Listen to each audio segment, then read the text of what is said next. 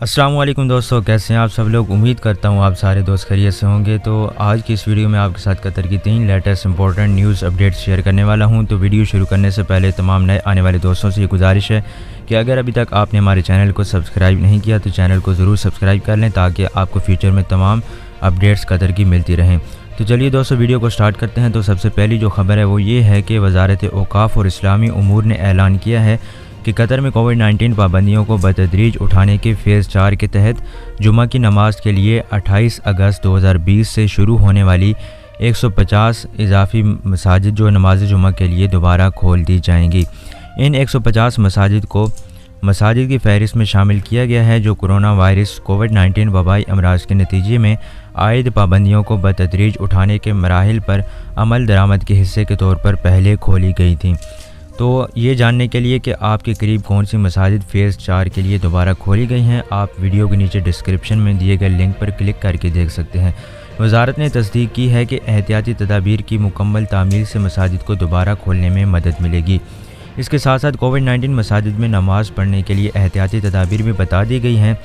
تو نماز کے لیے کہا گیا ہے کہ فکس ٹائم پر آئیں کیونکہ مساجد جو ہے نماز کے فکس ٹائم کے ساتھ کھولی جائیں گی، اور مسجد جانے سے پہلے اپنے گھر پر وضو کر کے آئیں، اور مسجد کے غسل خانے اور وضو کرنے والی جگہیں بند ہوں گی۔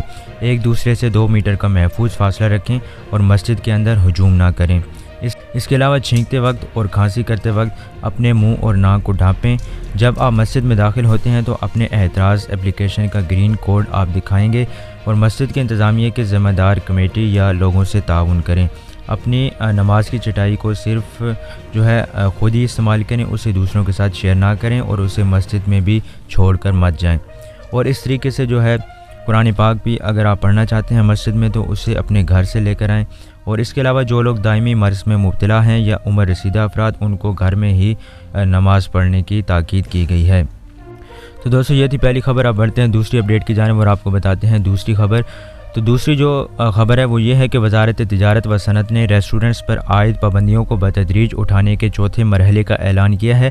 تو اس طریقے سے منگل ٹیوزڈے 1 ستمبر سے قطر کلین پروگرام سرٹیفکیٹ حاصل کرنے والے ریسٹورنٹس میں وزارت صحت عامہ اور وزارت بلدیات و ماحولیات کی ضروریات پر عمل پیرا ہوتے ہوئے 100% تک ریسٹورنٹس کو کھولنے کی اجازت دے دی جائے گی۔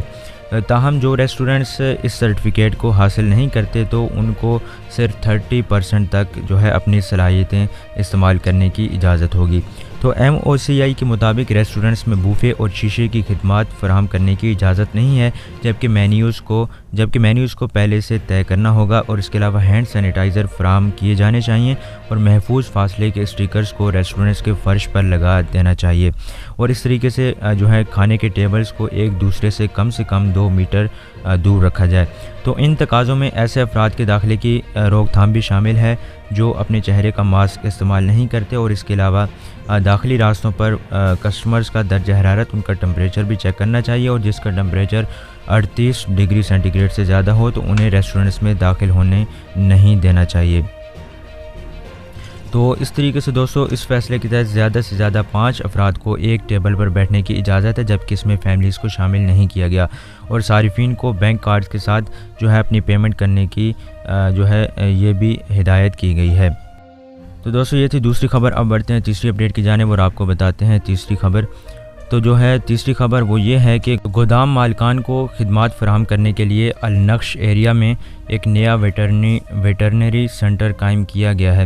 یہ وزارت بلدیہ اور ماحولیات MME کا ایک حصہ ہے جس میں مویشیوں کی وبا سے ہونے والی بیماریوں سے نمٹنے میں ویٹرنری خدمات کی گنجائش کو بڑھاوا دیا جائے گا، اور ملک بھر کے مختلف علاقوں میں اس طرح کی خدمات کو آسانی سے قابل رسائی بنایا جائے۔ MME میں محکمہ لائف سٹاک کے ڈائریکٹر انجینئر عبدالعزیز الزیار نے مقامی عربی روزنامہ اریحہ کو بتایا کہ وزارت نے مجوزہ مرکز کی تعمیر شروع کر دی ہے۔ ایک بار مکمل ہونے کے بعد موبائل کلینک کے علاوہ یہ ملک کا 10واں ویٹرنری سینٹر ہوگا۔